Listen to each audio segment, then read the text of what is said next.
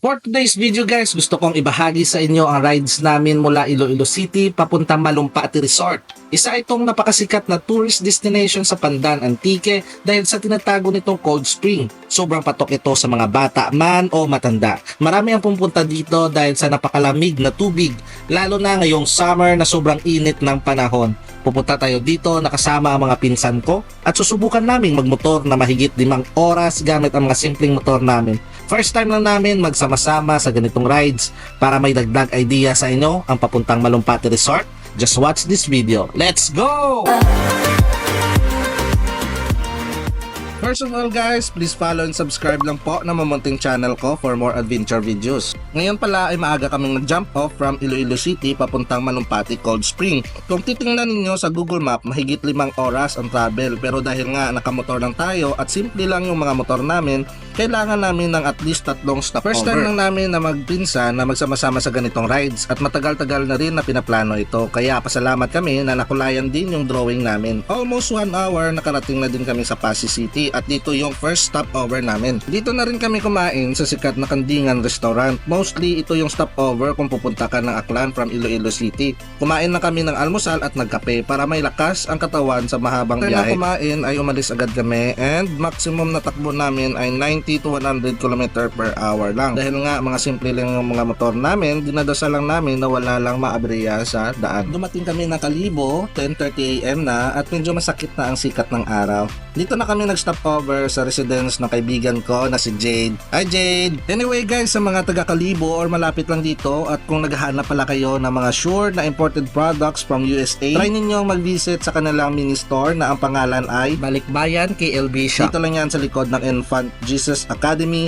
Kalibo, Aklan. Marami silang items dito like imported perfumes, mga pagkain, damit at sapatos na very sure na nanggaling sa USA. Kasi ang kaibigan kong si Jade ay kasulukuyang nasa California at personal niyang pinapadala ang mga produkto dito sa kanyang shop. Nagpapasalamat na rin kami dahil pinagandaan kami ng family ni Jade ng pagkain. Grabe yung accommodation nila sa amin, nakakataba ng puso dahil nilutuan kami ng tatay niya ng sikat na pagkain ng Aklan, ang inubarang manok na may gata. Marami talaga ang nakain namin dito at napakabait ng family nila. Thank you Jade and family, hindi namin makakalimutan ang experience na ito. Nagpaalam na rin kami at umalis dahil medyo malayo pa ang travel namin. From Kalibo, mahigit 1 oras pa ang biyahe namin, pero okay lang kasi naka full meal na kami. Wala kaming dalang pagkain kaya nag-stopover muna kami sa Ibahay Market para bumili ng kailangan sa resort. Diretso na ng Malumpati. Pag nakita ninyo itong Welcome Antique, 7 kilometers na lang ito papasok sa resort.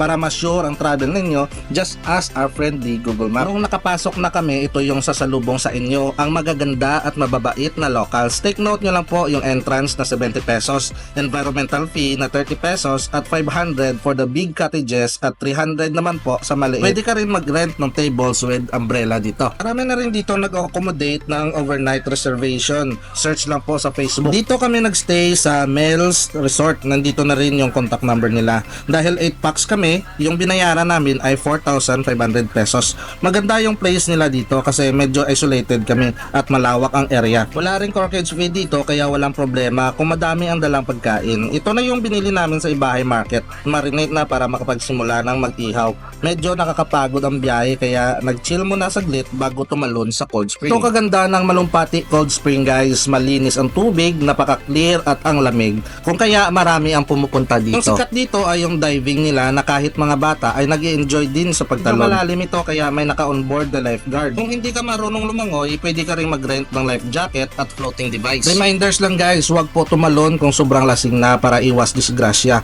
Maliban dito, marami ring activity dito depende sa season ng panahon. Nung natapos na namin ang pagluto ay tumalon na kami. Enjoy muna natin ang oras guys. Let's go!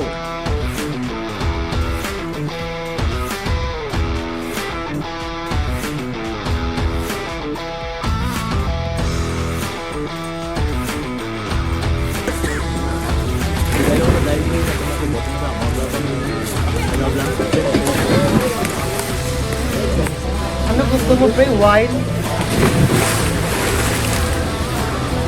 Lumpat na?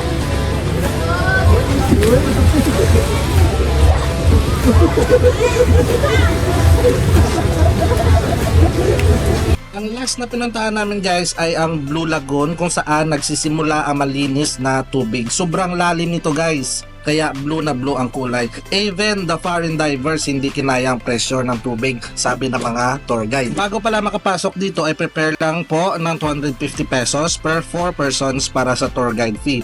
Sobrang na-enjoy kami dito sa Malumpati at plano namin bumalik dito. Try din ninyo guys para ma-experience ninyo ang nature vibes. Follow and subscribe naman po kung nakadagdag idea sa inyo ang video na ito. Salamat po. See you on the next video. Bye-bye!